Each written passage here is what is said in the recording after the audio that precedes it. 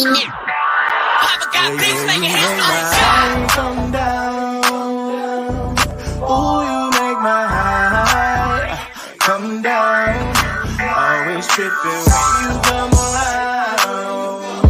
Never have to cut you out like right now. You see, I don't have to drive me. You can say that for your mama. Maybe you should smoke some. Me try the marijuana. I was never you good. The vibe was straight. Showed you a couple of things and they feel strange. I treated you right. Everything was a gift from a time to your bag and the color on your lip. Yeah, you Welcome to the Seahawks Man to Man podcast, powered by Blue Wire. Shout out to the new company. My name is Michael-Shawn and You guys can follow me on whatever Elon Musk is calling that app these days. My @ name has not changed, at Mike Dugar, MikeDugar. Shout out to everyone who is either watching or listening via our YouTube channel. Follow us on YouTube. Seahawks Man to Man is the name of the channel. Seahawks Man, the number 2 man. Hit the like button, hit the subscribe button. We really appreciate that. Even if you are someone who just does the audio thing, those 2 gestures still mean a lot to us. Same thing with following us on Instagram. Seahawks Man to Man is the name of the handle. Same thing on TikTok. Seahawks Man to Man is the name of the handle. Thank you in advance for that. Chris, go ahead and talk to him. What is going on, everybody? It's your boy, Christopher Kidd. You can follow me on Twitter at CKIDD206. And that's CKid206. And we are coming back to you for a post-game show after the Seahawks lose at home to the New York Giants, who are now 2-3 after their victory, and the Seahawks are now 3-2. And I don't think anyone that bet on this game had this outcome. I don't think anyone. I think there is a small percentage. I don't even know the number of people that said, you know what? I'll take the Giants plus 6 points in Seattle against the defense that wanted to prove themselves better than what they showed last Monday night against the Detroit Lions, where Jared Goff completed a perfect game. And Mike, did you know? I think early in the first half, Daniel Jones was, 9 for 10 passing. And I remember you saying last week, this is the worst the Seahawks defense can get in regards to giving up completions. And they found themselves in a very similar situation where the Giants were able to effectively run the football. And when they needed to play action pass, Daniel Jones was able to complete passes to guys not named Malik Neighbors, who was out because of concussion protocol. This was just a really bad loss for the Seahawks, and we'll get into all of that. But Mike, man, I'm sure you were there live watching this game wondering, there's no way they're going to lose this. Then you texted me, I think maybe mid-4th quarter, and you were like, yeah, this is pretty much over. and I agree. I thought I jumped the gun, though, but then everything kind of worked itself out at the end, to my surprise. Yeah, I think they were trailing by 2 scores when I texted you that. And it wasn't even that I didn't have faith in them being able to rally. You know, as we've seen before, Geno just slinging the rock is kind of feasible in desperation mode. You know, he's good at that. Their 2-minute offense is really good. They were like that with Russ, too. They could be down. They could have 3 points all game. And then, if they need a 98-yard drive to tie it up, Russ could just get them down there randomly, right? So, seen this before. But the other problem was we've seen this before. It was twofold. I was like, I've seen this type of loss, for as much as it feels like people have wanted to give credit to what Mike Macdonald and his staff does, as if this is this newfangled thing, and some of the philosophies and principles they have is all stuff that Shane Waldron and Clint Hurtt and Pete Carroll would have never thought of. A lot of the same stuff is happening, and I could feel it happening. I was here in 2020 when they lost to the Colt McCoy-led Giants with no Saquon Barkley. I think their leading rusher that day was somebody whose name started with a W. It was just really bad, I've been here for that. I've seen them lose to Colt McCoy twice. So I really just don't. I just don't. On 2 different teams. So I never really count any team out, even if I expect a blowout. Ultimately, things don't shock me. But the first thing I wanted to start with in the analysis of this is something I got from, you guys know me. I patrol the locker room after the game. That's part of my job. Sometimes I'll send texts and stuff or DMs if I really need to, which I have in the past. This game, the last few games, the locker room has been enough. All right. And so today I talked to a bunch of guys, but something really stood out from talking to Leonard Williams, obviously a former Giant. This is his first time against his old team. And it stood out for a few reasons, and you guys will see why. We'll play the audio of it. And the first reason it stands out is I want to preface this with Chris and I on I think the last home game on our show, I talked about how our post game show, that is, I talked about how I was really impressed with the mindset and the attitude, and the kind of the ethos of the team, particularly on defense. You know, they like the challenge of being put in tough positions, and they just like this, show themselves. They want adversity. They want to get hit so they can be like, yo, let's show that we the best and the baddest. It was just a good attitude to have. I'm not gonna recap the whole show. That's what we have recordings for. But I was really, that stood out to me. And today, it was almost like the complete opposite. So what you're about to hear now, this is me talking to Leonard Williams in the locker room after the game on Sunday evening. You won't hear the first question, but just so you know, the first question that Leonard is asked, that he's responding to, is me saying, "What would you like to see be different from your defense when you play the Niners on Thursday night?" Here's his response. Well, here's our whole exchange, starting with his answer to that question. Just a mindset, man. I think today there was too many guys holding their heads down. A little bit of bickering and stuff like that happening on the sideline. I feel like we need to just remember to stay close, stay family, have each other's back, and remember that it's a 4-quarter game. And a lot of times in the NFL, it comes down to the last 2 minutes, which happened today. So I think I'm tired of seeing the guys lose confidence throughout the game. We just need to keep our heads up high and remember that it's going to all come down to the end. Do you think that impacted how you guys played?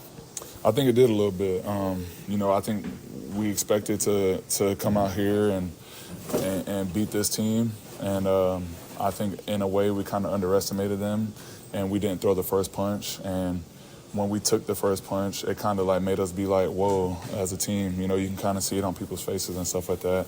And, we need to come out with a better mindset. Yes. So if you couldn't hear the second question there, sorry, I wasn't talking as loud as I normally do. I said, do you think that impacted the way you guys played today? And that's when he went into his second response there. The audio is alarming for several reasons, but I will say this before we dive into this. I've been around long enough, been in enough locker rooms, talked to enough guys, both in good situations and bad situations, to know that how one person feels is not always a consensus around the room. Guys lose, they have their theories on it, and everybody hasn't huddled up and decided this is how we feel. Let's tell the media this, right? Everybody has their own thoughts. What one guy feels may not represent the whole roster, in good or bad. That's why it's nice to talk to multiple people.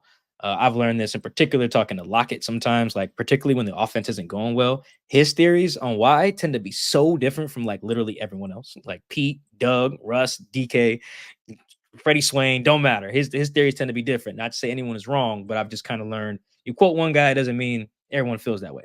That said, it is still noticeable when person says that. Right? And what also made me that stand out to me was because I don't think they showed it on the broadcast view, but after Geno was very pissed when he took that final sack and he just chucks the ball in the air 50 yards. He's pissed. He's pacing the sideline. You can damn near see the smoke coming from his braids, right?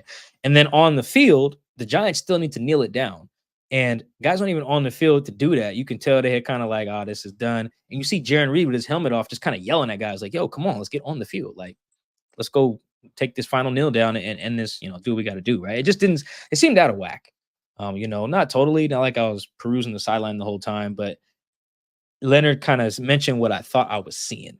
So that's what stood out. Also, it seemed as if, though they didn't discuss it, Julian Love and Geno Smith, more former Giants, today was former Giant day, those guys seemed to echo what Leonard was getting to, just in a more roundabout way. Geno said the Giants played harder and wanted it more.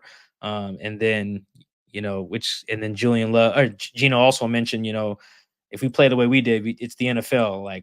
We can lose any Sunday, kind of implying Bobby used to talk like that too. Yo, that was his way of saying we overlook these guys, his professional way of saying it.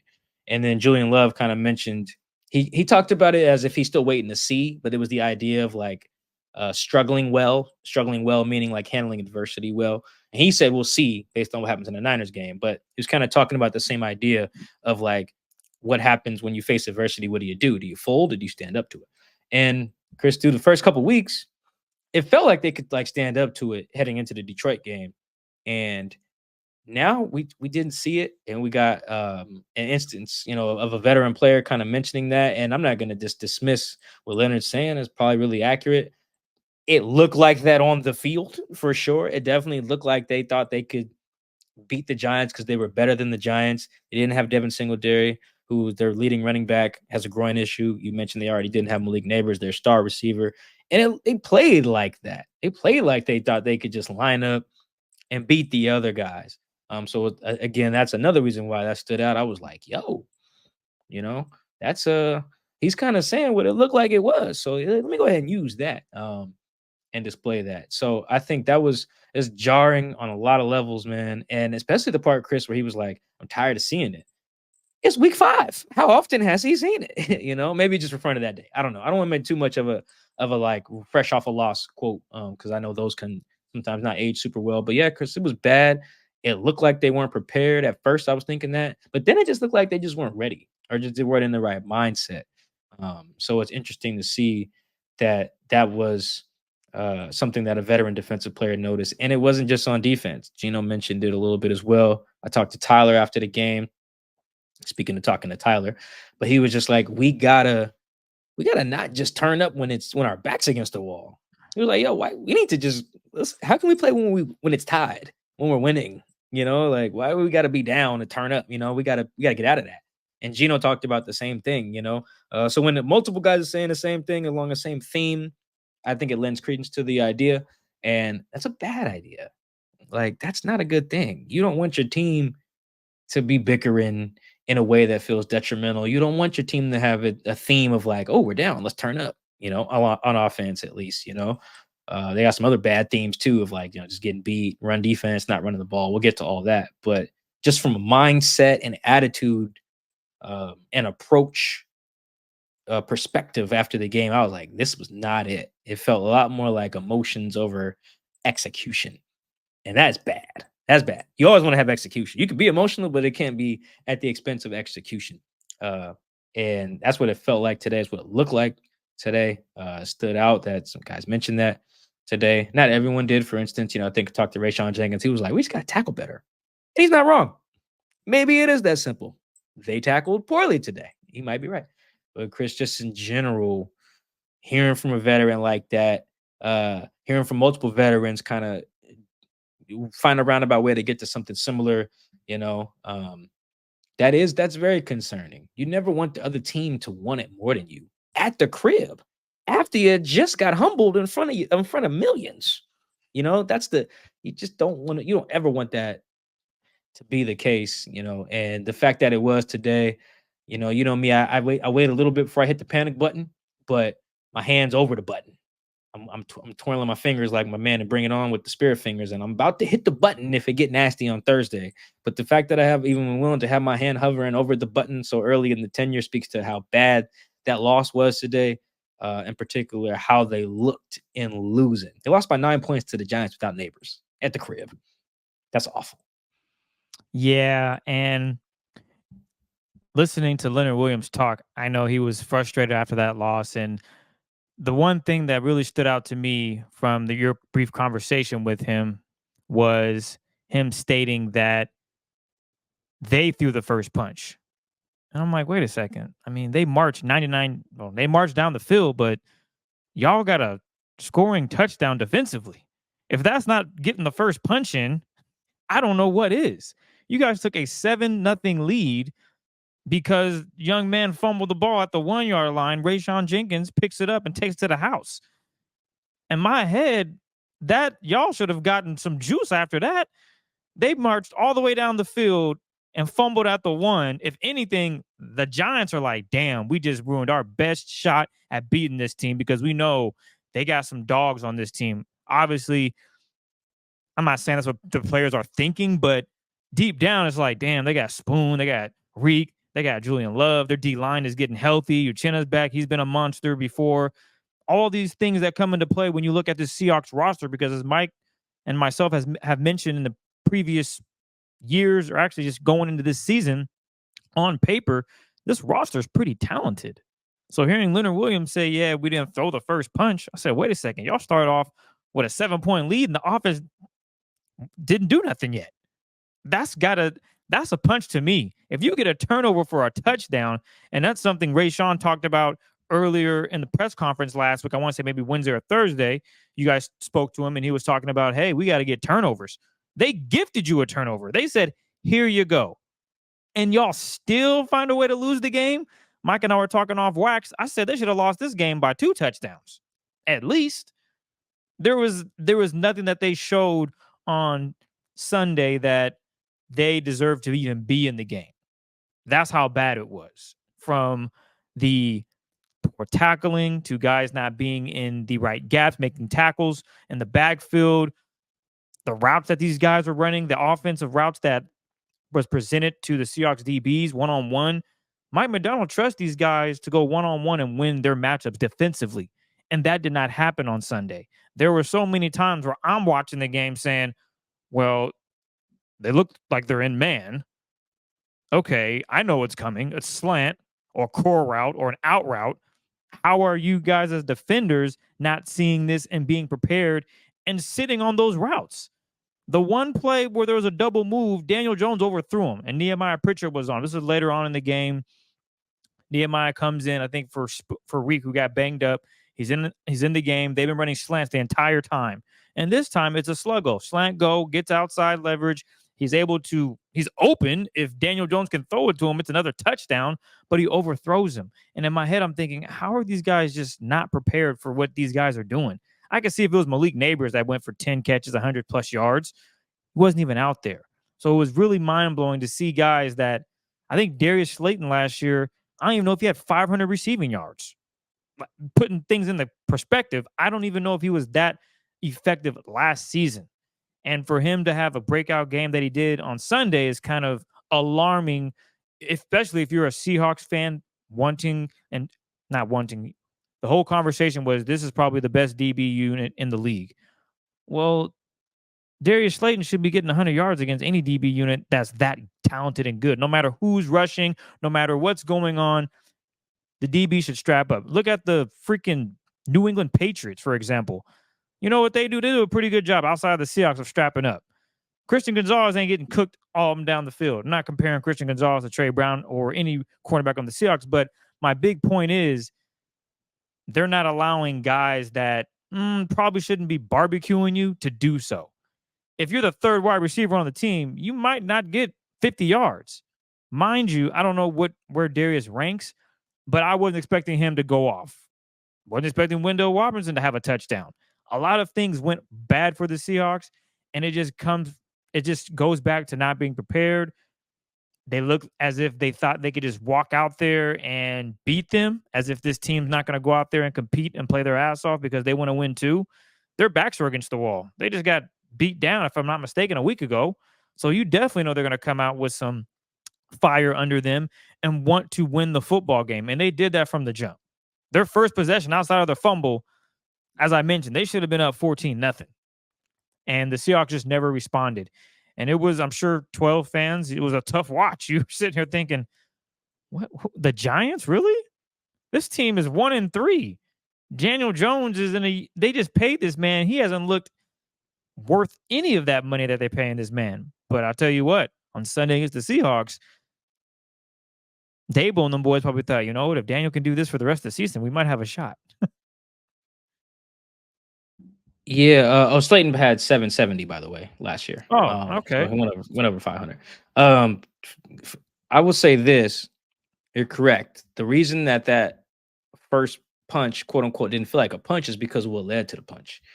It was like you're in a fight with somebody and they beating your ass.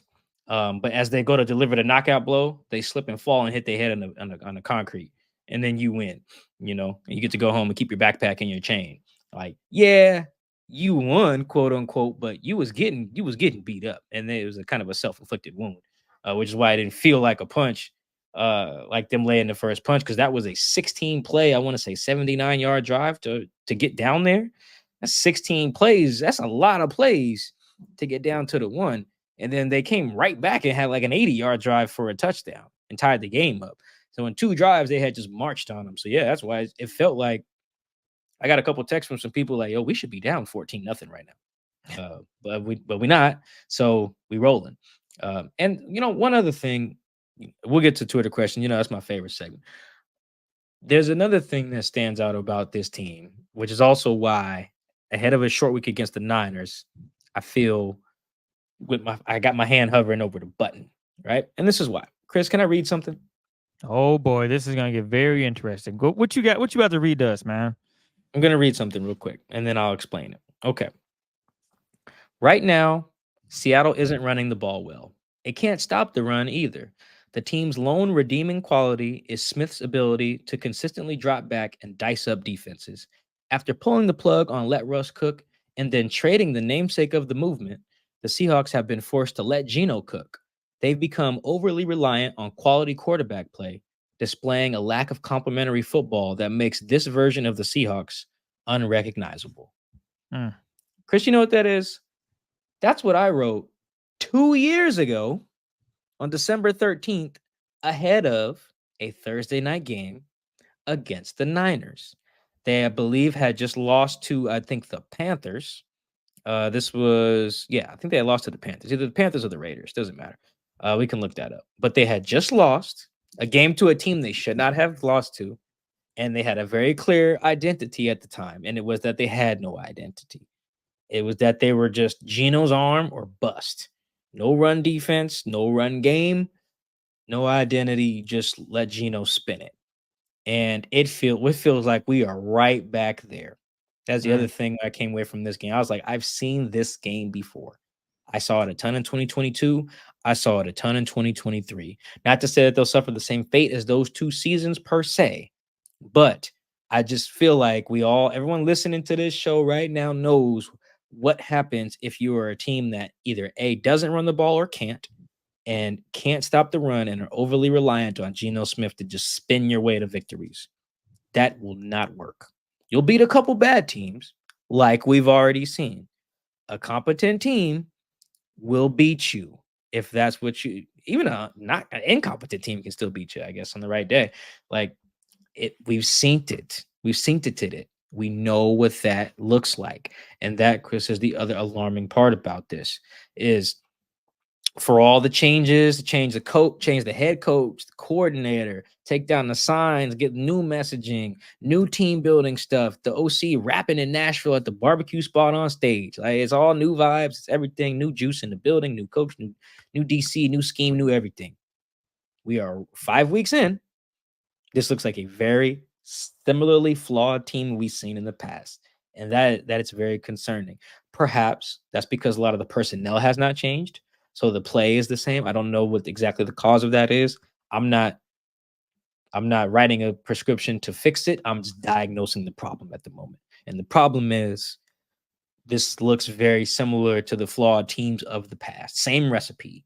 You could take some of the same quotes that we ran or talked about last year or the year before that about we got to get the run game going. We got to establish the run. We got to stop the run so we can get after the quarterback and generate turnovers. We got to have balance. We got to play good in all 3 phases. You got to play team ball. You got to play a complete game. All the same stuff. It applies again. And that is alarming. Viewed in a vacuum, the Seahawks are probably okay. 3-2, Niners coming in, winnable game. But when you view it within the context of what we've seen from the team, I think it is reason to be like, dog, what is up with this franchise I love? If you're a fan, you're like, yo, are we in trouble? Like I tweeted the NFC West standings, after the game, like I usually do when the week wraps up. The Seahawks are in first, the Cardinals are in second, followed by the Niners, and then the Rams, who are struggling. But it feels, Chris, like a very Mariners-y first place, like, yeah, you're in first, but it seems very, very, very plausible that things are going the wrong direction. Not just because they lost twice, but because of how and why they lost twice. This felt like 2 instances of just getting beat by the other team for different reasons, but just getting beat pretty bad, pretty handily by the other team. So that's, I come away from this game. We'll dive into detail on some of the Twitter questions we have, but like the fact that I could damn near pluck that paragraph that I wrote 2 years ago into my story today, and no one would have noticed, like how applicable that is. That's a problem. Huge problem. And you can't blame it on Pete now. You can't blame it on Shane. Can't blame it on Tom Cable. Can't blame it on Clint Hurt, Ken Norton Jr. All those guys are gone. Okay, now what? How do you fix it? I don't have a good answer for that. We'll try and answer it in some of these Twitter questions, but that very clearly seems to be the two of the main issues with this team is the energy they've had or lack thereof. What Leonard was talking about, and the fact that they did all this changing of personnel and coaching staff, and feels like they got the same issues that they've had for the last few seasons. Yeah. Doesn't sound. It's nothing extraordinary new. It's not, oh my God, this is a new thing. What the hell? How do you fix this? It's, well, offensive line, not really addressed. Instead, they go with a defensive tackle in the draft. Great player, but now he's out with a hamstring. So he's not available. And you could have used him on Sunday against the Steelers and last Monday against the Lions, but it's not his fault. It's football. You guys get banged up. So this is just the process of football. You go into the season with things you want to get done and improve at. And the one area that has been a constant is in the trenches. And while they definitely have taken the step and improvement in the trenches on the defensive side, they have yet to have that same success through 5 weeks on the offensive side. And that is a big concern because part of the problem is offense, because they only put up 20 points against the Giants. Meanwhile, last week, they put up damn near 600 yards. They put up 500 yards against the Lions. They were thrown all over the field. And in the second half, well, actually, not even the second half, in the fourth quarter, they went no huddle. And you saw the same success that you saw against the Lions, against the Giants. And that's something that I think they need to start doing early. And I know that has a lot to do with getting into rhythm and things, but I think you mentioned it, Mike, talking about Tyler Lockett, saying we have to get into the feel of things earlier. We can't start the game off, quote unquote, slow. We have to be hitting on all cylinders from the jump. And I'm not mad at the Seahawks for wanting to start passing the ball as soon as the game starts. But at some point, you got to be able to find opportunities to get Ken Walker going, because he is so vital to this Seahawks offense and what they want to do. Because if Ken's able to get 100 yards on the ground, I know that the ball is going through the air and they are having a great game. Anytime I see Ken Walker with 100 yards, if I'm just stat watching, if I'm just going through the stats, I'm not watching the Seahawks game, I'm not a fan, and I go check the stats, and I see Ken has 100 on my fantasy team, I would assume that the Seahawks are winning the football game, because when they're able to run the football, it makes everything else easier for the quarterback, which is Geno Smith. That means JSN's going to find his opportunities. DK Metcalf's going to find his opportunities. Tyler Lockett, the list can go on and on. But when you're able to pass the football and you have Ken Walker, who's leading your team in receptions and yards, that's where, actually, I don't know if he was leading receiving in yards, but if he was the leader in catches, but not the leader in receiving yards. If he's your leader in catches, that is a problem. He had more catches and more yards, receiving yards, than he had rushing attempts and rushing yards. That is an issue. Ken Walker is not a third down, dump it to him when you need to. That's not his game. He is 1, 2, 3 down, give him the football, hand off, and let him get busy. And then also, throw a few screens to him. Wink, wink. Mike, I know you saw that. Probably doesn't really matter to you because it was late in the game. And of course it doesn't matter. Okay. All right. Nonetheless. The answer to their problems is not throw more screens. I regret to inform you, sir. I regret to inform you. I saw that coming. I tried to throw that in there. But nonetheless, let's get to Twitter questions, because there's quite a few. And a lot of them have to do with the defense, unfortunately, because my goodness, as Mike just gave a great quote from 2 years ago regarding the Seahawks defense and their issues, it's still showing up today. But I will start actually with offense, and this is from KP. Why is Grubb refusing to run the football? Feels Ken needs to be getting at minimum 15 carries per game, even with a bad offensive line play. I think I don't have an answer for Grubb doesn't talk after the games. So no coordinator does, to my knowledge, in the NFL. It's all during the week stuff. So that's not a Seahawks thing. I don't know why. I don't want to totally blame it on his college background. Part of the reason I don't want to do that is because we have seen in multiple games this year where the running game hasn't worked early and he's come back to it late. He did it against Denver. He did it against the Patriots. I can't remember if he did it against the Dolphins. The game script is not sticking with me at the moment, but And then against the Lions, it was too late. They were down 2 touchdowns, so he couldn't really get in that bag. He did run it in the second half, but you can kind of see why he couldn't lean on it against the Lions. That was a shootout. It's hard to do that in a shootout. And then today was just inexplicable to me. At one point, I think in the first half, Ken had 2 carries. I want to say, I'm like, yo. I mean, I'm not 3 yards in a cloud of dust, run game type of guy, but damn.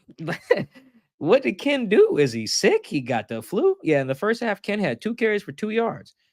Honestly, I don't care what the score is. Unless you're down 30, that's nuts. And it's not as if they didn't have the ball at all. They had the ball, I think, 6 times in the first half. And in the first half, now one of those drives was like a 2-minute type thing to get the field goal at the end. But before, so they had 5 like possessions where it was possible and just nothing. I just don't see how you could do that. Mike McDonald did say, that's what Chris, I thought it was funny. Someone asked Mike McDonald about, like, yo, by the third quarter, Ken barely touched the ball. What's up with that? And Mike was like, yeah, that's a fair question. You're right. We gotta get Ken the ball more. I'm just like, yo, I appreciate his honesty as always, but it's like, yo, man, that's a problem. What you mean you're right? We shouldn't be right. Yeah, as a head coach, you got to be ahead of that.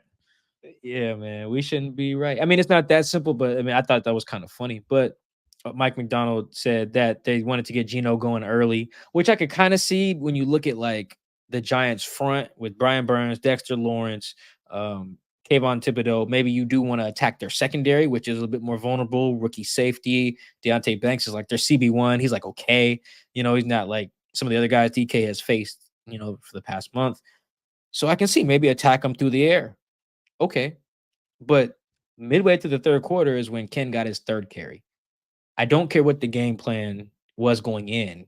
Midway through the third, you should have adjusted at some point. Like that just needs to get done. It'd be one thing if they were running it ineffectively. I get that. That happens in football. But they weren't even trying. 2 carries? Come on.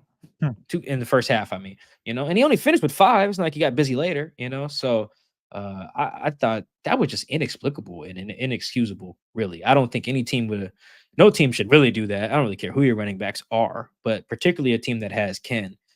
That's just, I don't know. I don't know how you even, I'm very curious to see what Grubb says. I think we talked to him on Tuesday this week is what it'll be because of the short week. I'm very curious to see what he says. He probably won't want to dwell too much on this game because there'll be 2 days but ahead of maybe playing the Niners, so maybe he'll want to look forward already. But that's going to be a huge focus this week. Chris, that is inexcusable. You just cannot have that. I don't want to ascribe it totally to the college thing. That'd be unfair to Grubb. In his first meeting, he said, guys, we're going to run the ball. First meeting of the offseason. I mean, he's, again, has come back to it when it hasn't worked. So he hasn't looked fully like Pac-12, but this was a Pac-12 game that he called today. And I understand the infatuation with wanting to get it to everybody. We're both Cougs on this show. And one of the reasons that Mike Leach had the air raid and he believed in throwing it because he didn't think that handing it to one guy 25 times and throwing it, 20 times, he didn't think that was balance, quote unquote balance. He considered that like, yo, if I give one guy the ball 20 times and everybody else has to split 20 targets, that's not balance. It's a little flawed approach, but Grubb's kind of working with the same thing. It looks like he wants to get everybody the ball. AJ Barner, Farrell Brown, Noah Fant, DK, Jax, Tyler. Okay, cool. But in the NFL, that's just harder to do. It's harder to do, particularly if you are like, you don't have a running quarterback or something, and you're not like a gimmicky offense, a little bit like how the Dolphins are, where you're tricking people with motions and stuff like that. If you're just running a regular offense, man, you need to get Ken the Rock, So I don't know if he's a refusal to run the ball. I would describe that as like a theme per se, but I do think it was in the grand scheme of their offensive issues. It makes me worry because at first it was like, oh, you're not good at running the ball. Okay, well, we can work on that. Now it's just like, now you won't? Well, damn, man. I thought this was going to be your identity. Again, now they have no identity. And it'd be one thing if your back stunk. In 2017, Chris, remember the running backs was like Eddie Lacy, Mike Davis, Procise, J.D. McKissick. Like, then I could see maybe, all right, we're not that great at running the ball. Russ led them in rushing touchdowns that year, But when you got Ken, when you got even Zach, I don't want to leave Zach out of this, but like when you got Ken, there's no reason for that. Based on the way today's game went, last week makes sense. You were down 2 scores, really quickly. In this game, you weren't. It was a winnable game all the way until the failed 4th down, which I think we'll get to. I think we have a question about that. It was very winnable up until that, So, and that was in the 4th quarter. So yeah, this was once I go back and look at it, maybe I'll have a less harsh criticism of Grubb. But right now, fresh off the game, I thought this was just a total inexplicable game script for him to have, considering the talent and considering how close the game was all the way until like the final 13 minutes or whatever. This next one is from Mookie Alexander. How much of the refusal to run the football is down to Grubb possibly not trusting Seattle's run blocking? I think that's I don't want to try to read Grubb's mind too much without talking to him. And I don't know him well. I haven't covered him long enough to really, have an informed thought. I do think their game plan, they try to stick to the game plan a little bit too long, I think. Probably figuring like, this is where their weakness is. Let's attack it. But there's too many people with headsets on, that somebody's job has got to be, all right, man, let's get Ken involved, Isn't that where Pete Carroll succeeded at? Because he would be that guy to say, hey, we got to run the football. Whereas I'm not saying Mike Macdonald isn't doing that, but I could see in a game similar to this, Pete Carroll will say, hey, give the ball to Ken 9 straight times.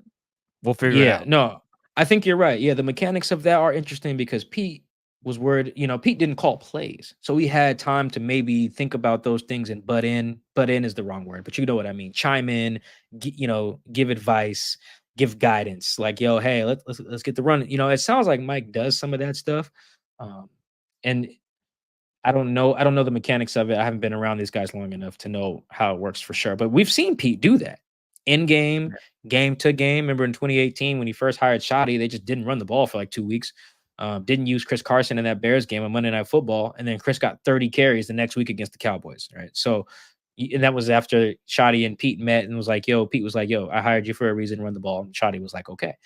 Maybe Mike and Grubb have that conversation this week. Who knows, It does sound like Mike gives some input ahead of series, like, hey, let's hit him with some tempo, or hey, let's try to possess the clock, I don't know if he's directly being like, let's get 9 some carries. I don't know if it works like that. We'll have to learn more about these guys as we go. But if he's not doing that, yes, today was the day to do it for sure. Yeah. Like you said, we've seen Pete do that. Maybe it's easier for Pete to do that because he's not calling plays, worrying about his defense. It's probably a lot harder maybe for Mike to do that when his defense isn't playing well either. Because now he's got to fix stuff in between series too, so while worrying about the rest. I don't know, I'm projecting there, but I can imagine all the things going through his mind while also having to call plays, maybe one of the downsides of having your head coach also call plays when you need some fixing or some guidance on one side of the ball or the other. Who knows? I don't want to read Grubb's mind about why this or that.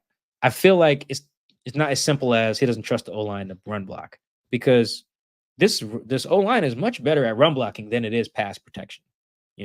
I don't know. I didn't look at every sack today. I don't know how many were Geno or the O-line. I think at least like 3 were coverage sacks for sure. At least 3 of the 7. And then one of them was like the final play that I don't really care about. So I really would want to see like the other 3 that I didn't have written down as coverage sacks. So I don't know if it was an O-line thing, but I don't think it's like, oh, we can't run blocks, let me not run it.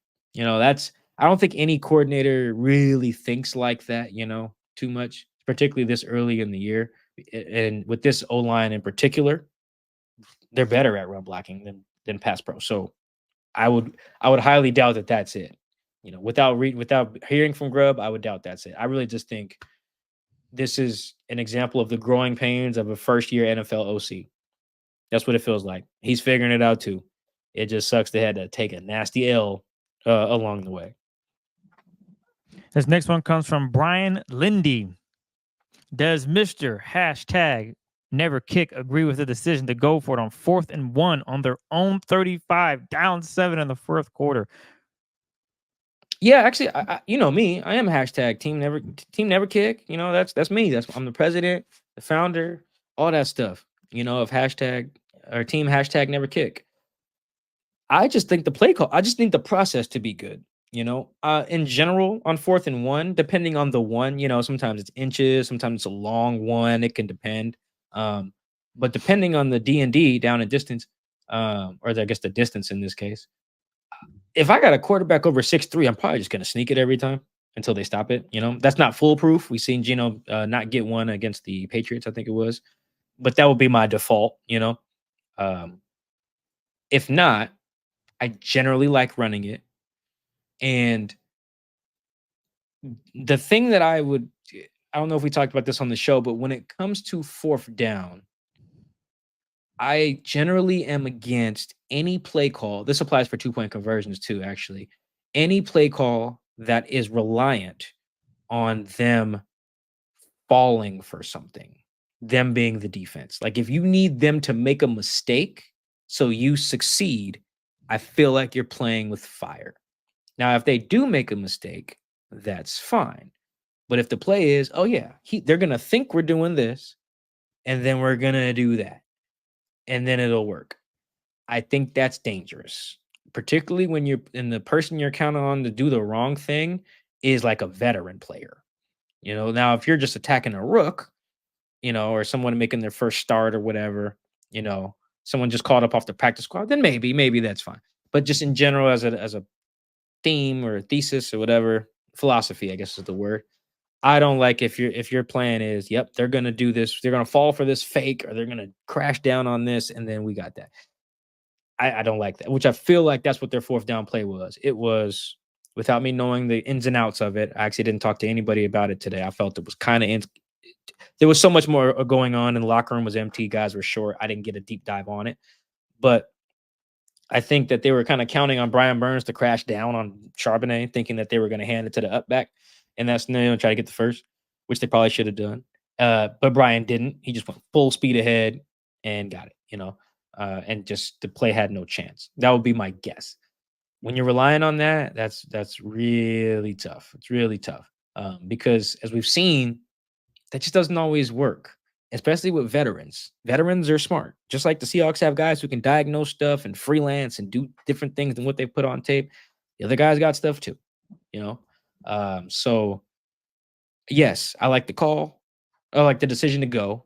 I hate the play call. I'm a big quarterback sneak guy.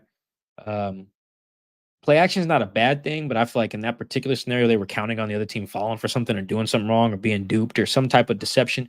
And I just think that was getting cute. I think they should have just, if they ran it up the gut and got stuffed, I ain't mad at that. It happens. You know, QB sneak, get stuffed, that happens. DK was 1-on-1 with a guy in off coverage. If Geno would have just checked it, threw it to him real fast, wouldn't have minded that either, you know? But that play call, oh, that was awful. That was awful. They probably still could have won the game without that, but yeah, I thought that was a really, really bad call. This next one is from Le Chef Russ. Why does John Schneider hate interior offensive linemen? John's not wrong to not want to overly invest in the position, but I do think there's a way to properly invest. Like John doesn't want to be like what the Panthers were this offseason. I think they paid Robert Hunt and Damian Lewis a combined like $100+ million to be their starting guards. That's a lot for guards, you know, in free agency. John doesn't want to do that. In general, he doesn't like to rope himself into bad long-term contracts as is. You know, Percy Harvin was like a cautionary tale in that sense. He doesn't really do that anymore. And that's generally his philosophy with all positions, but particularly with ones of low value, you know, inside linebacker, interior offensive line. He doesn't really pay running backs. You know, he kind of has this thing. Not here to criticize whether that's right or wrong on this particular program, but that kind of is his thing, stating it more as a fact. Now, I think what John's problem is, he's right. Interior offensive linemen do kind of get overpaid and overdrafted because there's a scarcity of them. However, if you have good interior offensive linemen, people tend not to care if they're overpaid. Like if they just play well, like for instance, I'm pretty sure D. Lou and Robert Hunt are playing well. I think the Panthers O-line is playing well. I don't watch them a ton, but if they are, no one's like, oh man, oh, damn. I mean, they're making $20 million, but they're playing like $15 million guys. This sucks. Like if they're protecting your quarterback and they're getting it done, People will kind of get over it if that's the case, because the goal is to win. Like, yes, the roster construction is about putting together the best possible roster within the confines of the CBA and the salary cap. That makes sense. That's correct. At the same time, on any given Sunday, you just want your team to execute, and you just want guys to play well. Without watching the film, I don't know if the whole day today was on the interior O-line. I know a couple of those sacks were. One of them, Dexter Lawrence beat Connor Williams right across his face. That was real bad. Slow-mo was nasty. But Dexter Lawrence is like, I expect that. That's probably going to happen. But that is to that point about John's investment. I think he's so preoccupied with not getting roped into a bad deal that he almost underinvests, if that makes sense. Mhm. Which I can kind of see the vision there. But if you're going to do that, like, your process isn't necessarily too wrong. The problem is you need to hit on your draft picks. That's the thing. You got to hit on your draft picks. And he's on a bad little stretch here of like, all right, D-Lou's cool. But then, like, you got your Phil Hayneses. You got, like, I can't name every guard they've drafted over the last 10, 12, 13, 14 years, but it ain't enough, clearly. And that's the issue. Same thing with the center spot. So John's process isn't totally flawed to me. We don't have to, legislate that whole thing now or whatever, debate it now. But I think if you're going to have John's process, you got to hit on draft picks. And that is where I think he's gone really, really wrong on a lot of ways, but particularly up front. This is from Hawks fan 206. If the season ended today, would you trade DK? No. I was thinking about that this morning, honestly. I don't know why, but I know why. I was watching the morning games, and the morning games were really wild, but a theme has kind of emerged, at least it felt like it. You need players that dictate coverage, and this is what I was thinking about that. I was watching the Texans game, and if you guys are paying attention, the Bills have been kind of selling everybody on the like, oh, we're happier now. We got rid of Diggs. Everybody eats. They're talking about that on Thursday Night Football when they beat the Dolphins. Like, yeah, we just spread it around. Everybody gets to touch the ball. We're not just worried about getting it to one guy. That's such nonsense. Every team needs a guy, at least one guy that dictates coverage. Because if everybody can just play you straight up every week, you are going to get fired. I can promise you that. I promise you, eventually you will get fired. And I feel like teams are looking to the Chiefs as like that example with receivers. The problem is Travis Kelce dictates coverage. Yeah. He dictates. Sometimes your people putting their best corner on him. That is called dictating coverage. Everybody needs someone that does that. Someone. It can be a tight end. It can be Gronk. It can be Travis Kelce. Mark Edwards Mark Andrews, excuse me, at the peak of his powers. Like there have been some tight ends, Tony Gonzalez, Antonio Gates. Go down the list. Just name a Hall of Fame tight end. It's them. It can be a non-receiver, but it can't just be no one. Like what the Packers are doing currently, totally unsustainable in my mind. What the Bills are doing, totally unsustainable in my mind. And I feel like history kind of bears that out. You need someone that they got to dictate the coverage. They got to have to cloud one side or bracket somebody. If they can just straight up play you, the good teams will beat your ass. So no, I would not trade DK because he dictates coverage, even if he's not always getting the ball. And he'll make mistakes like guys do, but he dictates coverage, and that has a ton of freaking value. We've talked about that on the show before. That has a ton of value in the run game, in the pass game. Like for instance, I'd have to go back and look, but I'm pretty sure on Jack's touchdown, they doubled DK. Pretty sure. Like that stuff matters. If you don't have that, you will not go far. I can guarantee you that everyone will get fired eventually if you do not have that. This next one is from Chris Leeper. Why does DK have such a hard time holding onto the ball? He's huge and very strong. This is just kind of a funny question because it seems like one of those questions that like my mom or my grandma would ask, like they're not really knowing, like, hey son, how come DK always loses the ball? Ain't he big? And it's like, yeah, I guess so. It's one of those questions as a avid football watcher, and you'd think you would have like a well actually, and instead it's more like, you're right, he should. I think without being like an expert on ball security, it does appear to be more mental It doesn't seem like he's like a huge technique issue about how he carries the ball or something like that. Like even today on the fumble, I'm pretty sure he protected it. I think he tucked it away, and just lost it. The drops, it's been a part of his career since college. Since he got in the league, he's just one of them guys where he's just so good. You take the good with the bad, and I don't think that's changed. But yeah, I don't think there's anything technical or whatever. I think it's just mental. Like he's got to hold on to the ball, catch the ball. It is very surprising to see. Strength doesn't really matter in terms of this because Jackson has good hands. I know he had a drop today, but Jackson has good hands. Tyler has good hands. Both those guys are significantly smaller. I don't think that has anything to do with it. But yeah, I am kind of surprised that it's still happening, particularly the fumbles. The drops, that's tough. I feel like that's just part of his game. But fumbles, man, he got hold on to the pill. That is bad. I don't think it's anything that we can explain away. Probably mental. Just like some quarterbacks have some mental stuff, corners have some mental stuff, receivers have it too, with locating the ball, holding on to it. I don't even want to say I don't think it's going to be a problem no more, Chris. It could be. Don't know. I do think one thing that'll help him though is being careful when he fights for extra yardage. He should really only fight for extra yardage if it's going to be a touchdown or a first down on third down. Like I don't even think he should fight for extra yards on first down, even if you're right at the sticks. Just go down, bro. Just go down. You don't want to risk it. That was an issue today, obviously, but just in general, I think that's something that might help. Otherwise, yeah, man. Like my grandma would say, you big, you strong, hold on to the ball. Last DK one. DC3 Racing. Is DK a $35 million a year dude? Does he have the right dog in him? Oh, the dog is for sure there. DK is a dog for sure. Y'all ain't seen DK mic'd up? You know, see how I be talking to these guys? I wish we could play Darius Slay after he barbecued Slay a couple years ago, and Slay went on IG Live. It was way too much profanity and racial epithets on there. So we really can't play any of it. But it was outstanding. It was an outstanding description of what playing DK is like. And if you hear Jalen Ramsey talk about him or Marshawn Lattimore or anybody who's ever been mic'd up, DK is a monster. He's got the right attitude, the mental makeup, the work ethic, how much time he puts into studying the opponents, the right attitude about how you go. Like for instance, one thing I love about DK is when we always be asking him during the week, like, what kind of challenge is going up against insert corner here? He's like, I feel like they got to guard me. Not that I got to worry about beating them. It's the other way around. I like that attitude. He's also a team player. He don't care whether he gets the ball as long as they're winning.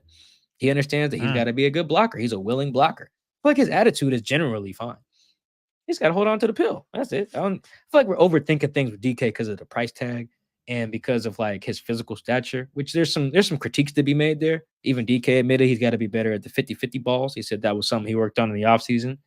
But he has a lot of value to the team, and his mental is right. Like it is. Just got to have more reliable hands.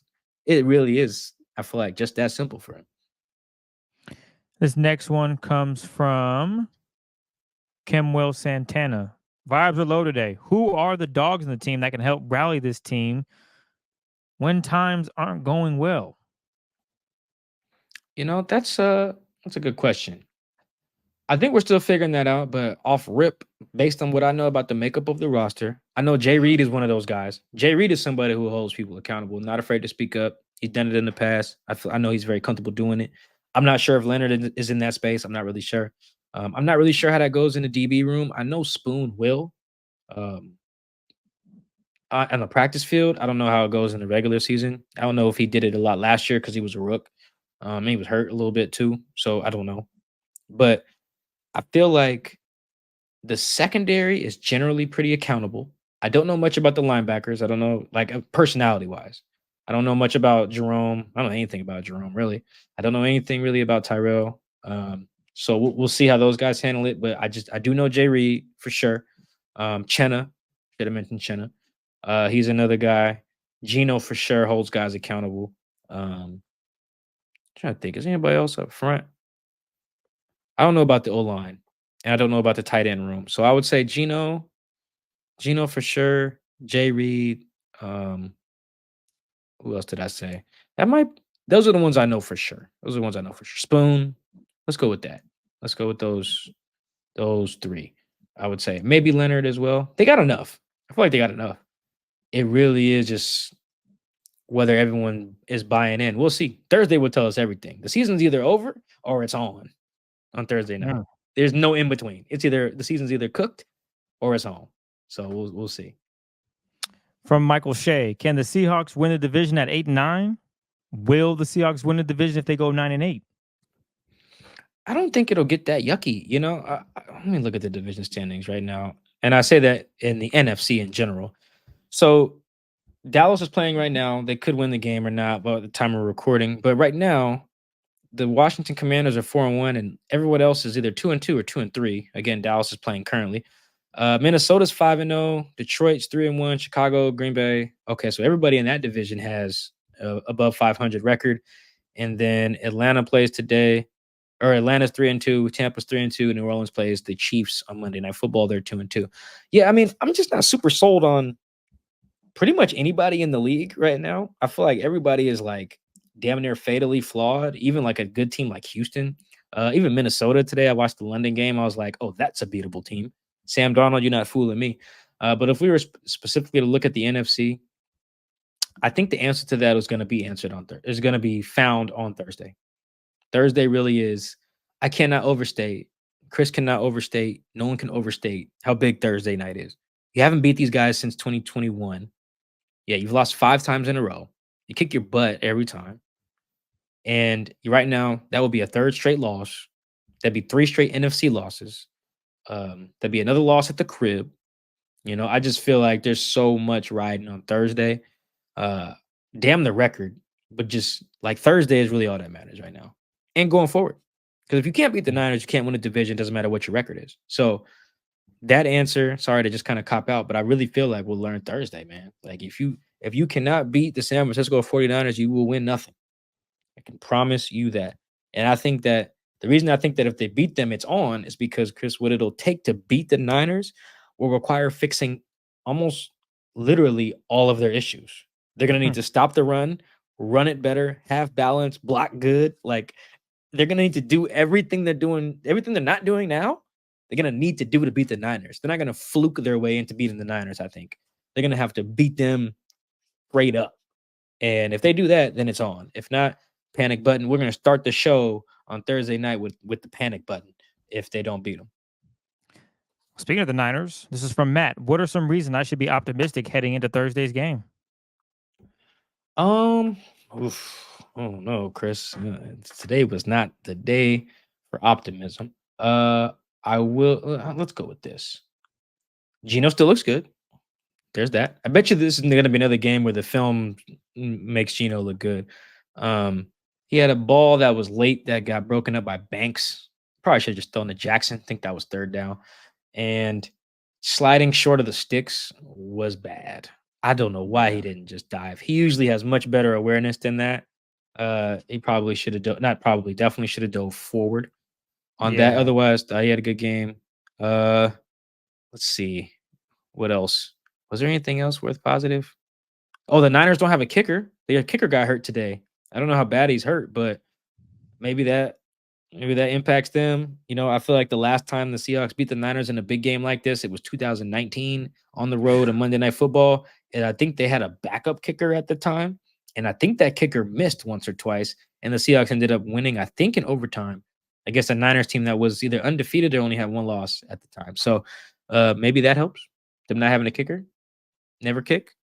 Other than that, as the tone of this podcast to this point has suggested, I feel like this is it's pretty troubling times. I don't think that the Seahawks are the Panthers per se, or the Jaguars, who are really screwed at like 1-4, but I feel like they're in trouble within the context of why we've seen them been in trouble in the past. Some of those same issues are coming back up, and that's why I think it's so big Thursday. But yeah, other than those, Chris, can you think of a optimistic thing? My one and only one was they got Geno. I would say Geno and Ken. Those are my. And I still think the DB room is strong as well. Like, those are the reasons you could be optimistic. They don't have Debo, no Christian McCaffrey. They're down some of their superstars. So Debo still hurt? I thought he played today. Did he not play today? Excuse my apologies. Maybe I didn't watch the highlights or anything, so I was just going off of the latest injury report I remember hearing, which he was going to miss some time. But if he's back, Oh yeah, Debo played. I don't know if he finished the game, but yeah, he had 3 targets, 1 catch for 11 yards. Maybe he got hurt. I don't know. He ran it 3 times for 9 yards, so he was in the game. I don't know. We'll check okay. later, but he could have him. I don't know. I will just say I think the Seahawks do stand a chance. They have the talent to do it, but there is a lot of things that they're going to have to right, and that's a lot to do against a team that is. I don't see them losing 2 straight again. They already started the season off.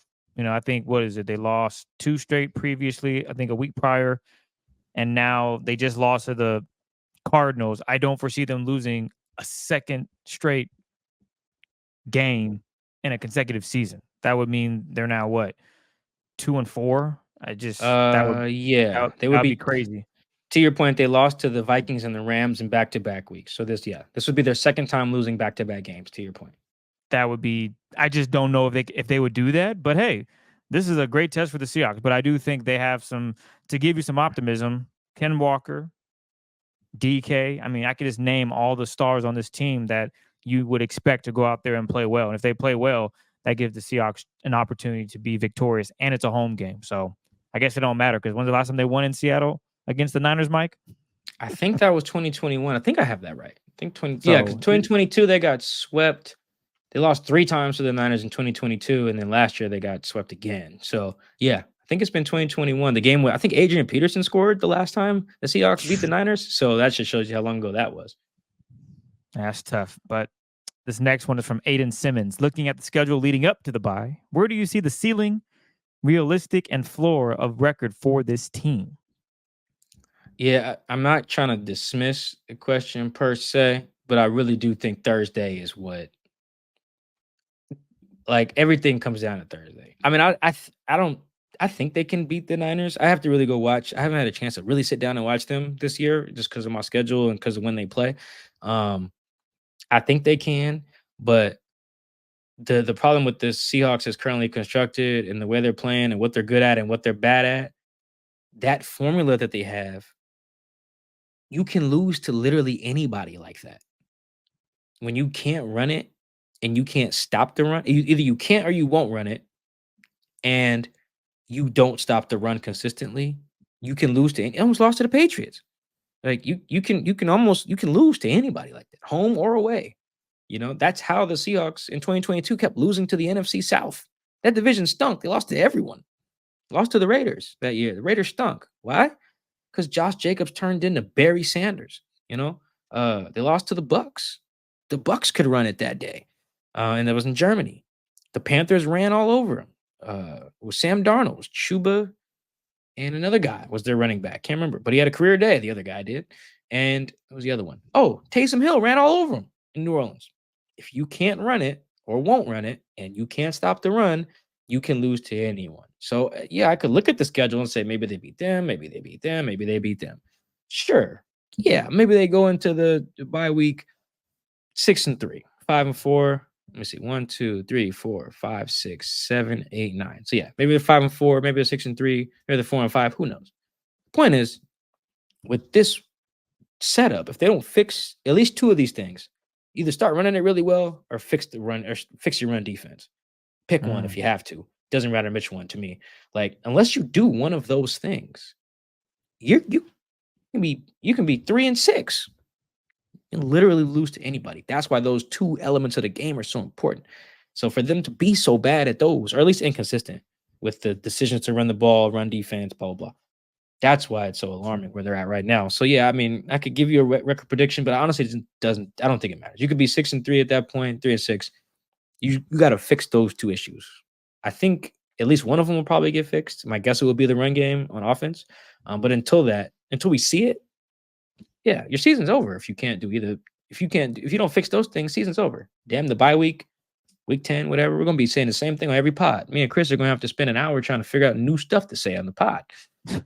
That's how bad it'll get. Hopefully it doesn't get there, but yeah, I think that's just as important as what their record could be going into the bye week in week 10. Donna B, is the new defense too complicated for the team to grasp and play well after a few weeks, or is it that the Seahawks don't have the personnel to run it as it should be operated? Ooh, I love this. Give me the name of this person. Donna? Yep. Don, that's a great question. I don't think I've heard your name before. So if you're a new listener, welcome. Appreciate the question. Chris, I actually wondered this after the Lions game. I wondered it because it looked like they were disguising some stuff, particularly like the JMO touchdown, for instance. Like, okay, are they trying to do too much? But then I tabled that, and I'm still tabling it in particular because, like, bro, today seemed like the most simple stuff beating them, man. It was like regular runs, man, out of runny looking personnel, and like I think Trey Brown at one point gave up like 70 something yards on one drive, and it was nothing fancy. It was like a play action, kind of a throwback over route type thing. He should have some help from Julian, I think, but like he wasn't in position to make a play either way. And then the go ball, it's just a go ball. You see, Trey defend a ton of go balls. Picked off Joe Burrow and Jamar Chase, and very similar thing. That was a back shoulder, but either way, like we've seen it, Yeah. Like shoot, the same game that gets the offense the ball back in that game, he defends a go ball against T. Higgins, in the Bengals game. Like we've seen it. So today, I don't feel like in particular was not about like scheme. They didn't get out schemed today. The Lions, perhaps. Today, it just really felt like the Giants. They had a good. Let me not say that. The Giants had a good scheme. I was talking to Dan Duggan, who was a guest on our podcast. I was talking to him in the press box today. When I seen him, I was like, "Yo, Daboll was actually a really good play caller." He was like, "Yeah, no, he is." Like we were just, just talking it up about that, and it showed. Daboll was in that bag. It's a Giants head coach who also calls the plays. But today I don't feel like that was the issue. Maybe the film tells me something different, but our first watch, and I know Chris agrees, we talked about it a little bit. It really just felt like McDonald had understandable faith in his guys to win, and they did not, which is why the message today was like played harder, wanted it more. We got out executed, outplayed. Those are all coach ways of saying we got beat, as opposed to like, notice how often Mike McDonald after the Lions loss was like, credit to them, they had a good scheme, credit to them, they had a good plan. Yep. I didn't hear him say none of that today. Today was more we got outplayed. That is code for, oh, y'all was playing like some suckers, and our first watch, I would agree with that assessment from not only him but from the players too. Like Geno was just like, we just played bad. I agree. Today did not seem schemy. Today seemed like they just beat you. And that, I don't know which one's worse, but I know the last two losses have been both. First you got schemed, and then they just beat you. Like, I don't know what the Niners are going to do. If they do both, it could get nasty. Hopefully they figure out what's going on before Thursday night. Brian Malone, you talked about Trey Brown a little bit, Mike. So with that being said, curious if you have stats on how many yards Trey Brown gave up on Sunday against the Giants. Seems as if they were just picking on that man all day. So this is my unofficial count. I have Trey. Oh, man, this is crazy, man. Coming into the game, I'm pretty sure Trey only gave up, according to Next Gen Stats, 69 total yards on the season in 4 games. 69 total. Now, I think it was his fault on the Amon St. Raw touchdown on the Lions. Maybe Next Gen doesn't credit him for that because technically Kobe Bryant was closer to the ball at the time, so maybe. But either way, 69 yards, right? And even that touchdown was like 8 yards. So even if you want to add that for the purposes of this discussion, that's 77 yards in 4 games. Cool. All right. On today, I have him for 6 for 100 in a tug. All to Darius Slayton. I think Darius Slayton had 122 yards today, something to that effect. And like by my count, and I charted all of them, it was like 3 slants. Actually, here, I'll read it. I'm not going to show my notes, but I have a slant to Slayton for 7 yards, a Slayton catch for 7 yards, got called for holding on first down, holding on 3rd and 6. Slayton deep ball for 41 yards, another holding call, Slayton TD for 30 yards, and another slant, and then a conversion on 3rd and 5 of 9 yards. If my math's right, that's $1. That's what I have today. Based on what I've seen from Trey, that feels like an outlier. I don't think he's going to give up 100 yards every game, But yeah, today was not good. Today was just plain and simple. Not a good day. Yeah, I don't even think there's much analysis to that. He knows that. It's not something we got to harp on, but it wasn't anything tricky about what happened today. It just seemed like Slayton won. Sometimes that happens. It's the NFL. Slayton's, a proven receiver, but yeah, that was what happened today. And yeah, I was very surprised to see that to that extent. Trey's been pretty solid, like I mentioned his numbers. But yeah, that's what I had. I had 6 for 100 today. That was very surprising. Scott Mitten, how much of what is wrong is fixable in season? Seems late to learn to tackle or where you're supposed to be on the field. Nah, man, there's coverage busts on every team. Teams have coverage busts in the Super Bowl. Bad gap fits in the Super Bowl. There's always times where you could be out of position in the wrong call. You never really know. It's never too late to fix some of those things. That happens quite a bit, But I think, man, they're in such a bad spot. Okay, a couple things. I think the run offense part is very fixable because some of that I think is commitment. Is commitment to it. That's one. Particularly now that you've got Farrell Brown back and AJ Barner and Brady Russell, all these run blocking tight ends that can help you out if you feel like you have some issues with the O-line. So that's there. Run defense part, I don't know. That part does seem a little schemy because it feels like guys are just hitting the second level with no resistance. I feel like a lot of runs today look like Jahmyr Gibbs is running the first half on Monday night, where he just hit the second level, and the first person to try to get him was Julian about 15 yards down the field. That run ended up going down towards the goal line. So that particular thing feels schemy, coachy. Now it's not like it's breaking tackles. That feels schemy. I am a little worried about that. So I don't know how fixable that one is. Offense, fixable. Coverage stuff, don't think will be like a huge issue, particularly with Trey. I trust him. So I think pretty much everything feels, fixable. Maybe the one thing I'm skeptical about is some of the run defense stuff. But even then, that's fixable too. Put more guys in the box. It really is. Put more guys in the box. Just make them run against 8-man boxes. And if they do, kudos to them. But I do feel like that's the fix there. Now maybe that throws off the rest of the scheme. I don't know, but I do feel pretty good about all the other stuff, particularly the willingness to run. I feel like Grubb is smart. I'm still gonna say Grubb is smart. Today was not good, but I'm gonna say Grubb is smart, and he'll realize number 9 needs to touch the ball, just like Shoddy did in 2018. Like number 32 needs the ball. He figured it out. So I think most stuff is fixable. I'm hesitant about the run defense because that feels like teams have found like a hole and are exploiting it to the extreme. And the worst team to have that issue against is the 49ers. So we'll see if they get it fixed Thursday night. Adam, can the Seahawks rely on Uchenna Nwosu in the future, especially with him getting banged up so much?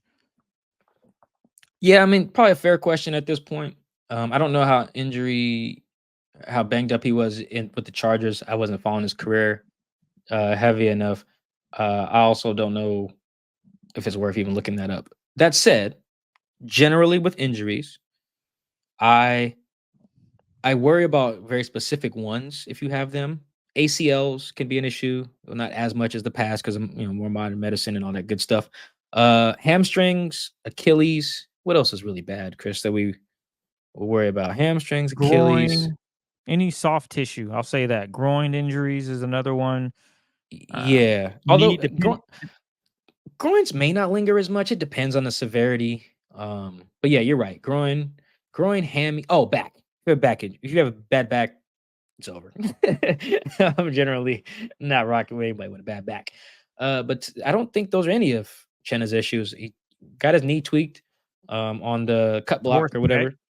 Yeah, Peck, I'm not worried about. Peck's fine. Well, I'm just listing something that he went through previously because we were just going through the injuries. So I'm like, oh yeah. He's had injuries, but it's not the same one. I say that much. Well, yeah, and it's not any of the ones that we would be concerned about. Like, yeah, Peck, that's fine. I don't remember what he hurt his knee. It was, I don't know if it was his MCL or something, but that's fine. Not too worried about that.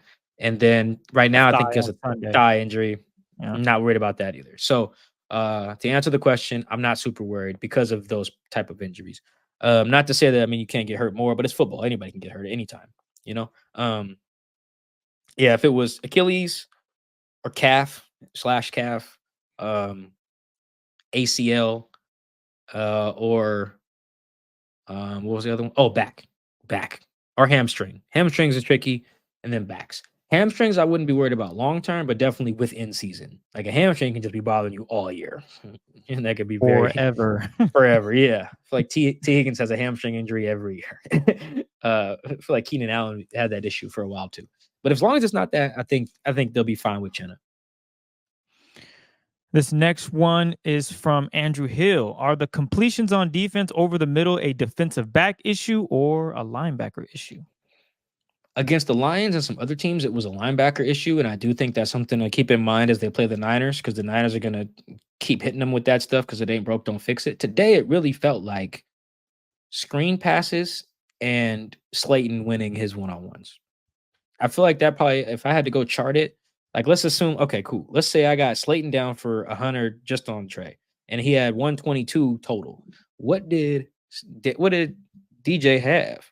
He had 257. What's 257? Look at me doing all this math on the show. What's 257 minus 122? All right, 135. Let's assume that at least like 40 of that is screens. At least, being generous. They ran a lot of screens today. All seem like they work except for one. Let's say third and long was a screen. Yeah, let's say 40 of those were screens.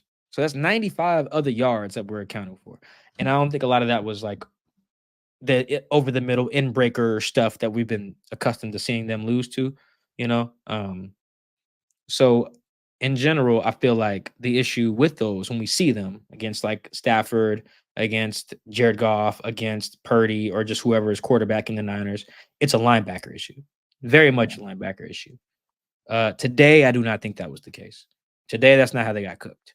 But when it does happen, it is generally a linebacker issue. And that is something, glad is at the end of the show, as we spin forward to the Niners, that is something to keep in mind. Because I genuinely do not know how this defense is going to handle that. Because I'm worried. I'm legit worried about that. Because so far it hasn't been good. That's before you play the Niners.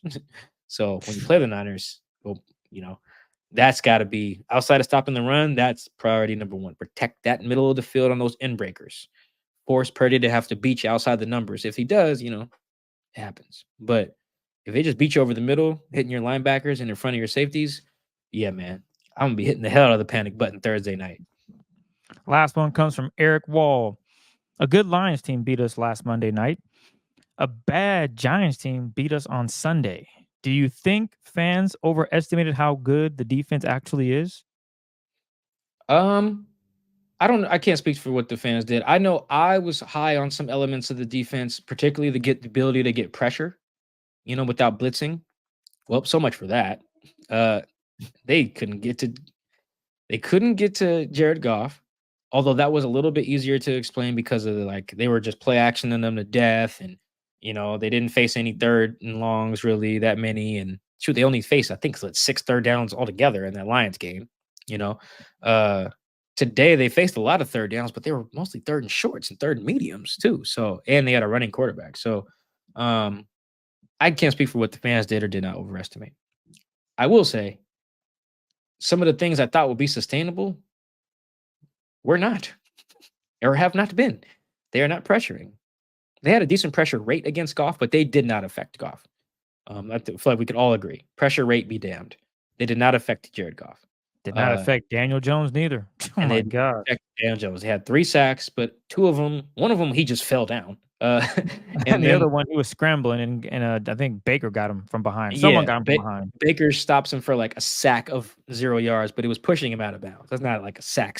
And the other one was Tyrell Dotson, which was a legit sack. But it's like, if my D-line doesn't get to him, that's a problem. That is a problem.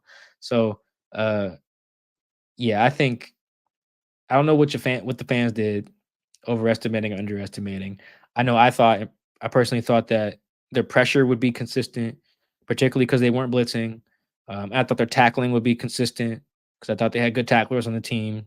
And looking back at the film of Detroit, tackling wasn't as bad of an issue. I think even Rayshon Jenkins mentioned today, he was like, yeah, he guessed that they missed like 7 tackles, you know, against Detroit. The problem was a lot of them were all on one play. So they were like, I think like 4 of those are the David Montgomery checkdown. So he's right. Tackling was not that big of an issue in quantity against the Lions. I bet you they chart a lot more missed tackles today. And oh my gosh. Yeah, today was bad.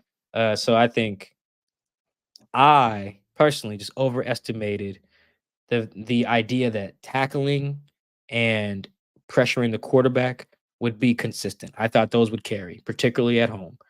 And no, that has not happened. Not to say that they can't happen against the Niners, but in these two losses, though either one of those two things or both has been one of the main culprits. I can confidently say I did not see that coming. I thought pressure would be consistent because they weren't blitzing and I thought they tackle well. And nope, Mike was wrong. Two thumbs pointed at Mike. Mike got it wrong. He's still right about screen passes, but he got those two things wrong. Well, look, man, those are all the Twitter questions. We appreciate all of you for reaching out, asking your questions. We appreciate all the love and support. If you haven't, make sure you go to our Instagram. That's Seahawks Man to Man. Follow us there, as well as Seahawks Man to Man on TikTok. We'll be posting highlights, clips from our previous shows. It's a busy short week, which is crazy to say because the game is on Thursday. So we're going to have to play some musical chairs here. But nonetheless, we'll be bringing you content throughout the week.